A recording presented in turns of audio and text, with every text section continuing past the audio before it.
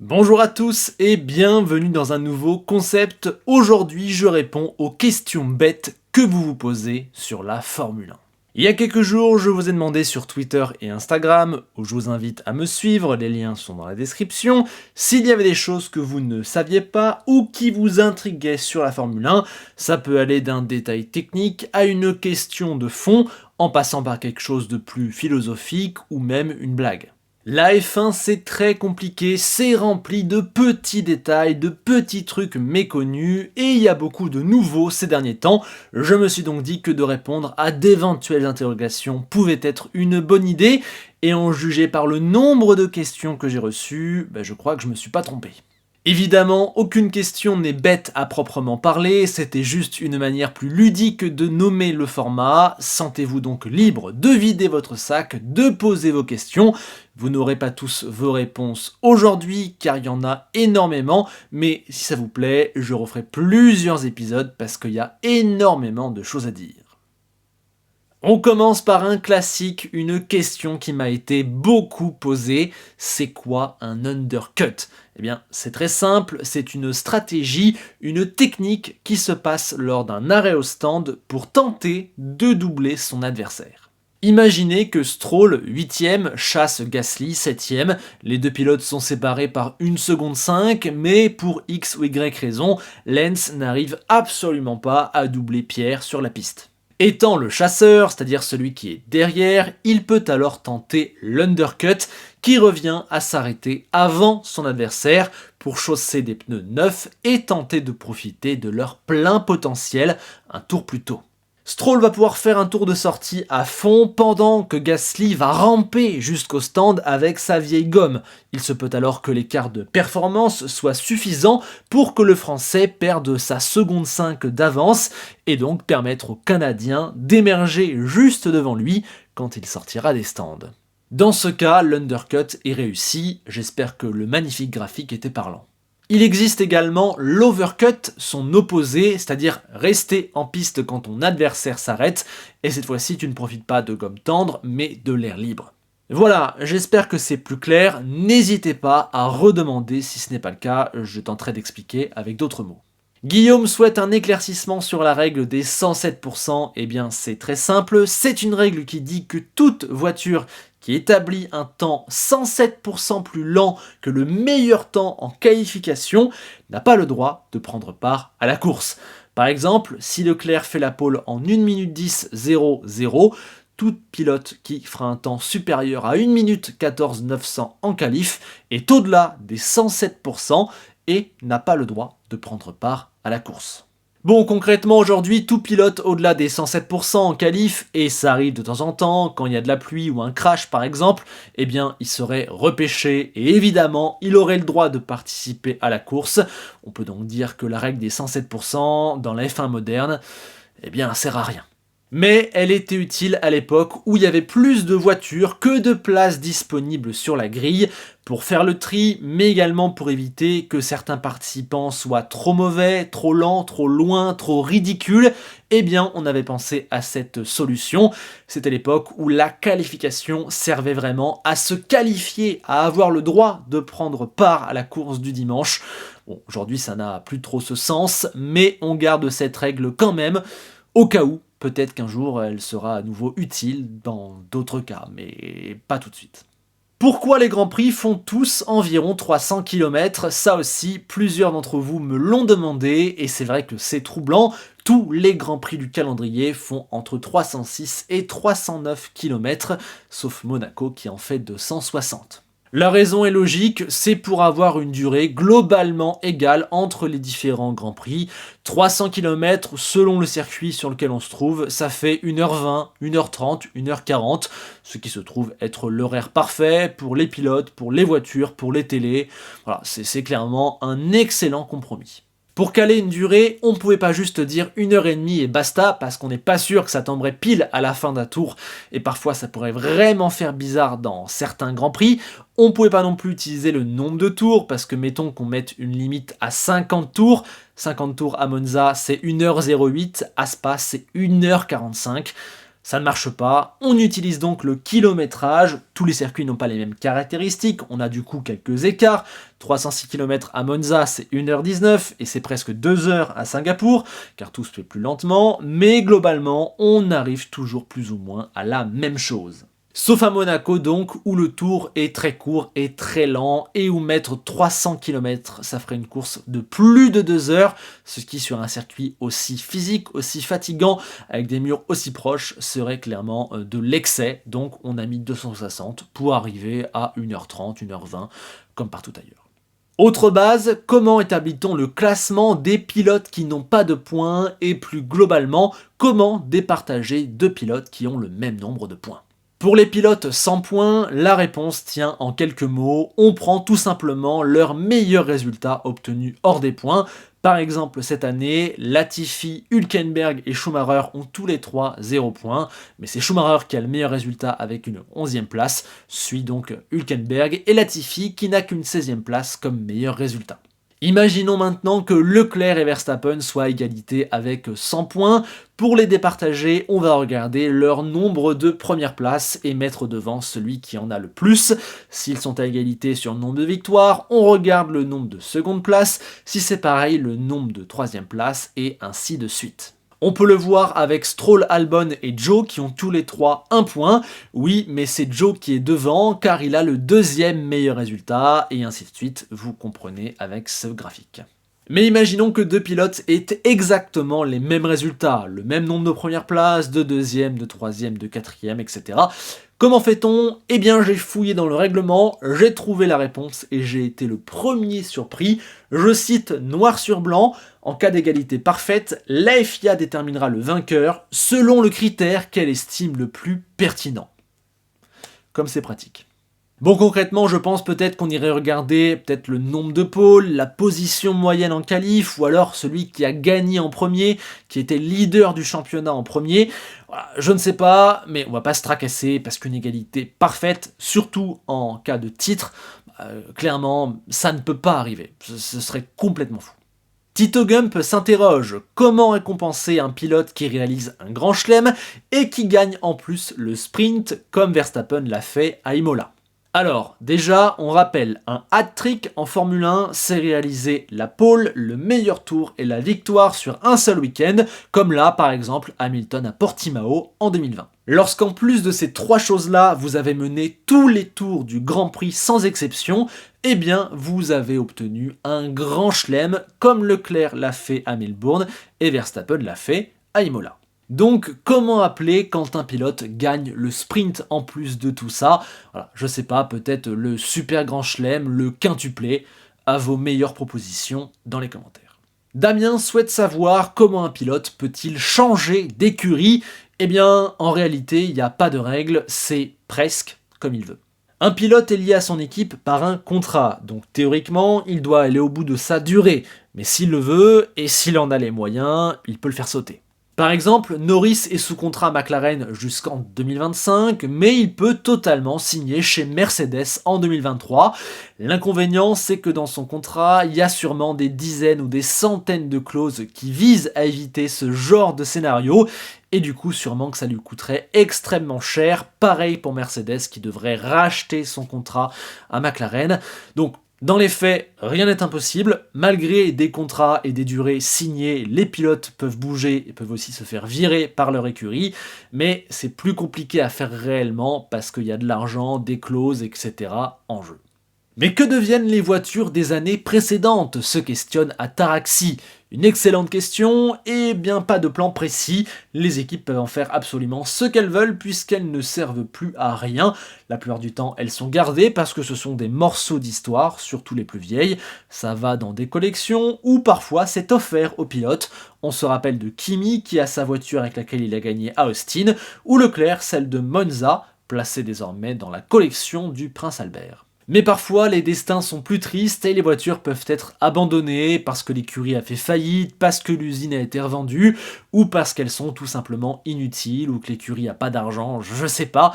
On a aussi le cas de Haas par exemple, qui n'a pas d'ancienne voiture valide parce que le moteur et certaines pièces ne leur appartiennent pas. Donc c'est pas toujours très glamour la deuxième vie des Formule 1. Les Mercedes championnes, vous inquiétez pas, elles sont bien exposées dans le musée, mais la Caterham de 2011, je sais même pas s'il en reste un exemplaire. Adrien, et beaucoup d'autres d'ailleurs, veut savoir comment les écuries font pour tester leur monoplace. Est-ce qu'elles ont droit de rouler comme ça quand elles veulent, où elles veulent? Eh bien non, c'est même strictement interdit, les Formule 1 ne peuvent rouler que dans les séances officielles de la F1, c'est-à-dire les essais d'avant-saison, les essais hivernaux et les week-ends officiels de Formule 1. Rien d'autre, c'est terminé l'époque où on pouvait rouler comme on voulait, quand on voulait. La règle a été mise en place pour plus de justice et plus d'égalité, notamment entre les budgets, pendant que Mercedes ou Ferrari pourraient louer le circuit quand ils veulent et rouler tous les jours, eh bien on aurait As qui ne pourrait même pas se payer la piste de karting en bas de chez moi. J'exagère, mais vous comprenez que ça augmentait les inégalités financières et du coup les disparités sur la piste. C'était pas juste. La seule chose autorisée, c'est de faire 100 km en avant-saison pour filmer, pour avoir des images. On a le droit à ça chaque hiver pour chaque équipe. Ou alors d'utiliser des voitures de moins de 3 ans. Et oui, voilà aussi principalement à quoi servent les vieilles Formule 1. On en revient à la question d'avant. C'est les seuls que les écuries peuvent faire rouler sur une piste quand elles veulent. C'est pour ça par exemple qu'on voit des fois Schwartzmann rouler avec la Ferrari de 2018 à Fiorano, etc. etc. Pas tout le monde peut se payer ce luxe-là parce que pas tout le monde n'a une piste ou une vieille voiture à disposition. Ça sert surtout à tester des vieilles pièces parce qu'on va pas se mentir, à rouler avec la Ferrari 2019 pour la F1 2022, ça sert à rien.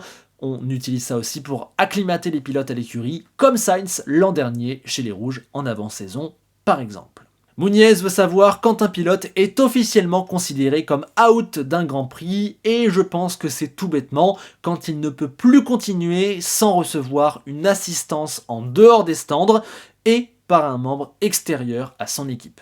Concrètement, si tu peux revenir au stand et réparer, c'est bon, tu n'es pas out. Par contre, si tu es coincé, cassé, bref, que tu peux pas t'en sortir par tes propres moyens ou par réparation de tes mécaniciens dans les stands, eh ben c'est mort. Et il y a interdiction formelle pour les marshals de pousser la voiture, de la remettre en piste. On l'a vu lors des 2 derniers Grands Prix avec Sainz. Il était simplement tanké dans le bac, il aurait pu se faire pousser pour repartir. Eh bien ça, c'est complètement interdit. La seule règle qui vaut, c'est par tes propres moyens. Miles Binala demande pourquoi la Ferrari 2022 s'appelle F1 75. Eh bien, c'est tout bonnement car c'est les 75 ans de la production de la première Ferrari de série. En fait, les écuries ont le droit de nommer leur modèle absolument comme elles veulent, elles font totalement ce qu'elles veulent. Par exemple, chez les Rouges, en 2020, on avait SF 1000, Scuderia Ferrari 1000, pour fêter leur 1000e Grand Prix dans la discipline. En 2021, c'était la SF 21 pour Scuderia Ferrari 2021. Voilà. C'est totalement libre, chacun fait comme il veut. Il y aurait d'ailleurs plusieurs histoires marrantes là-dessus, comme les As qui s'appellent toutes VF quelque chose pour Very First et la date. Je suis d'accord qu'à partir de la première année, ça n'a plus de sens, mais c'est comme ça. On avait également Ligier qui les nommait toutes JS quelque chose en hommage à Joe Schlesser, un pilote français décédé. Peut-on changer le sens d'un circuit, c'est-à-dire le prendre à l'envers, comme dans les jeux vidéo, se questionne Dadouk. Eh bien non, certainement pas, c'est complètement infaisable car les barrières, le gravier, l'herbe, les cônes, les vibreurs, tout est placé pour un seul sens et répond à des règles très strictes. Si on prend le circuit à l'envers, eh bien les conditions de sécurité ne sont pas réunies, ça demanderait des travaux colossaux. C'est un fantasme qu'on a beaucoup vu revenir pendant la pandémie, où on devait trouver des circuits de remplacement, où on a fait des doublés sur les mêmes pistes, et c'est vrai que c'est intéressant, pourquoi pas prendre le raidillon à l'envers, ça donne des idées, ça peut être sympa, mais malheureusement, cher Dadouk, pour toutes les raisons que j'ai expliquées, c'est littéralement impensable. Les moteurs 2022 sont-ils gelés et tous égaux? Ça, c'est une question que j'ai beaucoup vu revenir et surtout, j'ai beaucoup vu de petites bêtises circuler à ce sujet-là. Donc, on va répondre. Oui, les moteurs 2022 sont globalement gelés, mais non, ils n'ont pas été remis à égalité. L'idée de l'égalité avait été évoquée ces dernières années, mais ne s'est pas concrétisée. Sûrement que beaucoup n'y étaient pas favorables et qu'il a été très compliqué de trouver un moyen technique et financier de s'en assurer. En revanche, à part pour améliorer la fiabilité ou 2-3 éléments strictement détaillés dans le règlement, Effectivement, les écuries n'ont plus le droit de toucher, n'ont plus le droit d'améliorer leur moteur à partir de maintenant jusqu'au début de la saison 2026. C'est pensé pour réduire les coûts de développement, éviter de pousser trop loin la technologie hybride, éviter qu'une écurie ne tue la compétition sur ce seul aspect, suivez mon regard, mais également tenter de mettre en place un biocarburant, faire évoluer, penser au prochain moteur, etc. En gros, on a dit, voilà, on est arrivé au bout de cette première technologie hybride, maintenant il faut trouver une transition, mais en attendant, on se stoppe là. Louvi rentre dans un domaine très intéressant en demandant pourquoi ton coéquipier est toujours considéré comme ton premier ennemi, et c'est une excellente question. La réponse est simple, la F1 est un sport extrêmement compétitif et concurrentiel. Il y a peu de place, il y a peu de bonnes voitures, il y a peu de pilotes qui peuvent jouer les avant-postes, il y a beaucoup de fierté, il faut sans cesse prouver, gagner, battre les autres, sinon tu peux très vite te faire oublier, te faire sauter, disparaître. Sauf que les voitures ne sont pas les mêmes entre les équipes. Il est donc très compliqué de comparer deux pilotes.